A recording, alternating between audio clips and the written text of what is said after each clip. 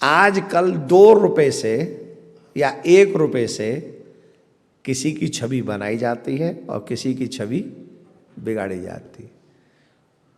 2-4 लोग बैठाल देते हैं कंप्यूटर पे, वो कोई किसी की छवि बनानी हो तो उसे जिंदाबाद जिंदाबाद जिंदाबाद जिंदाबाद, और जिसकी मिटानी हो उसके क्लिप काट काट के मुर्दाबाद मुर्दाबाद मुर्दाबाद। 2 रुपए में छवि बना लो और 2 रुपए में छवि बिगाड़ लो। मैं ऐसे नहीं कह रहा हूं, जब जब हम धर्म के लिए काम करते हैं तभी हमें फेस करना पड़ता है। अच्छा एक बात बताओ, हमने अपने जीवन में अपने लिए ज्यादा काम किया है क्या सेवा कार्य ज्यादा किया? बताओ।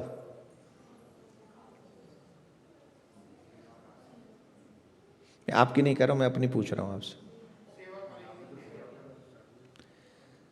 जिस समय राम जन्मभूमि का मंदिर बना भी नहीं था, अब हम ये अपने आप से कह नहीं रहे, लेकिन उस समय गवर्नमेंट मोदी जी की नहीं थी, उस समय उत्तर प्रदेश में योगी जी गवर्नमेंट नहीं थी।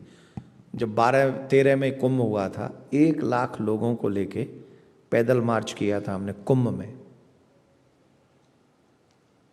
किसके लिए किया था?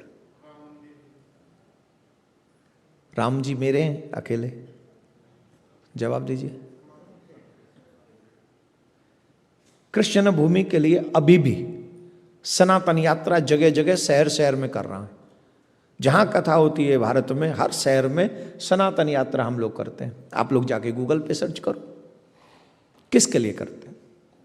तो जब ये इतने कार्य हम करें कृष्ण भूमि के लिए, जामा मस्जिद की सीढ़ी के नीचे ठाकुर जी दबे हैं, आज भी दबे हैं, उसके लिए केस किया है। बहु जनसंख्या नियंत्रण कानून बनना चाहिए, उसके लिए सुप्रीम कोर्ट में फाइल किया केस। 1991 वर्षिप जो ये सरकार उस समय की कानून लेके आई थी कि कोई भी व्यक्ति वर्तमान स्थिति को छेड़ेगा नहीं। अब मंदिरों को अगर किसी ने कब्जा रखा है तो कोई कोर्ट भी नहीं जा सकता, उसके अगेंस्ट सुप्रीम कोर्ट में केस डाला हुआ है।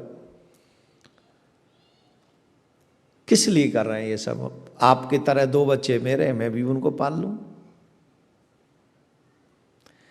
हम और आप सब ये बच्चे पाल के मर सकते हैं, लेकिन मरने के बाद जब भगवान के पास जाएंगे उनको जवाब देना पड़ेगा। तब हम क्या जवाब देंगे कि हम अपना और अपने बच्चों का पेट पाल के आ गए और धर्मगुरु प्रवचन भागवत कर निकल आए हम लोग? ये जवाब पर्याप्त होगा भगवान के आगे? नहीं होगा।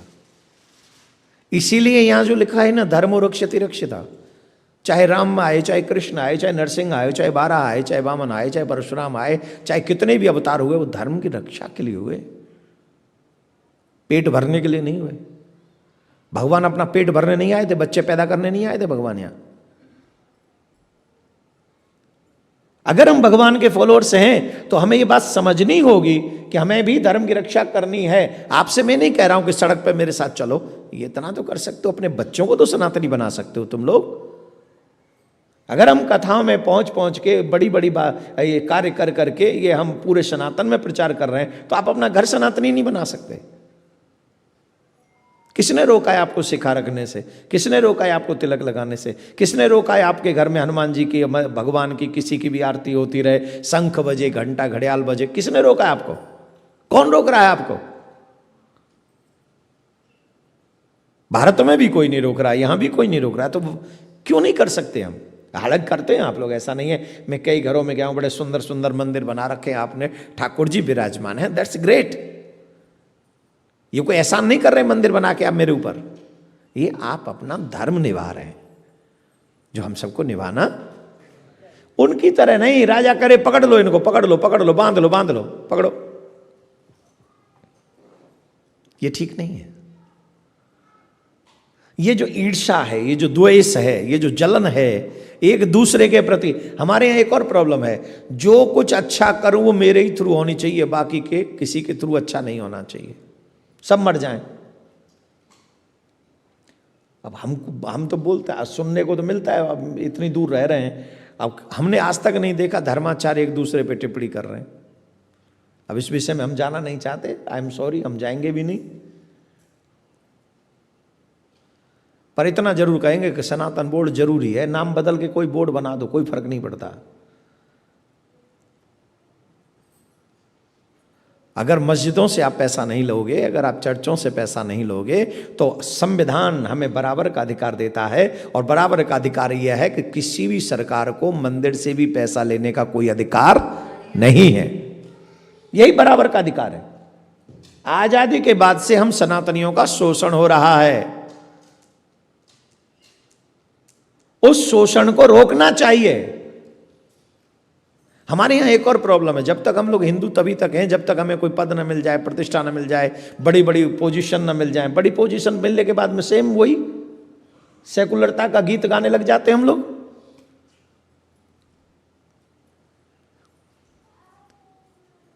सरकारी नौकरी, बड़ी बड़ी ऑफिसर, किसी के पास भी चले जाओ, वो सेकुलरता का बीचू ऐसा काटा हुआ है, वो लोग कहेंगे हम लोग ज्यादा कुछ कर नहीं सकते।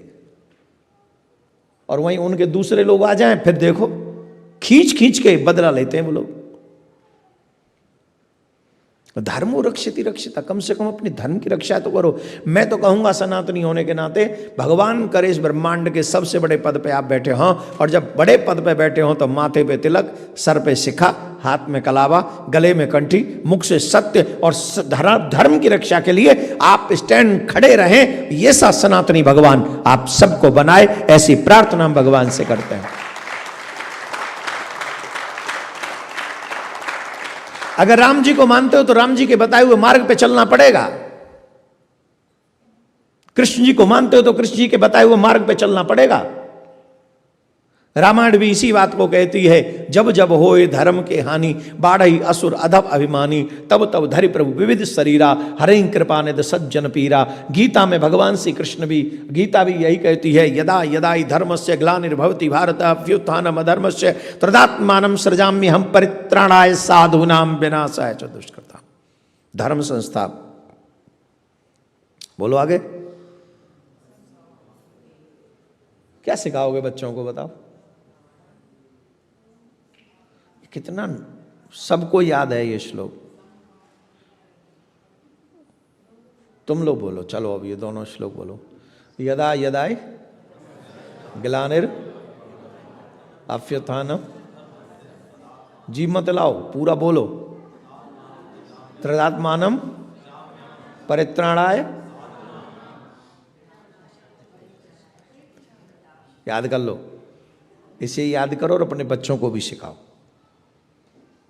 इसको हर दिन 11 बार बोलो भगवान के आगे बैठ के, कि आपके आने का प्रयोजन ये है, आप इसलिए आते हो।